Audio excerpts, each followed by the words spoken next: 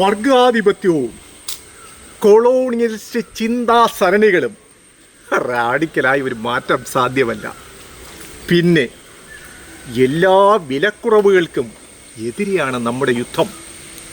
കാരണം കർഷകൻ്റെ അടിത്തറ മാന്തുന്ന വിലക്കുറവ് റാഡിക്കലായി ചർച്ച ചെയ്തേ മതിയാകൂ. വാർദ്ധക്യ പെൻഷൻ അത് നിങ്ങൾ ബൂർഷ്വായിസുകളുടെ കണ്ണിലൂടെ കാണുന്നത് കൊണ്ടാണ്. അതിനെ മാറ്റാൻ ഞങ്ങൾക്ക് സാധിക്കില്ല. റാങ്ക് ഹോൾഡേഴ്സിൻ്റെ സമരം അത് ഹൈജാക്ക് ചെയ്തത് ഒരു കൂട്ടം മഞ്ഞപ്പത്രങ്ങളാണ്.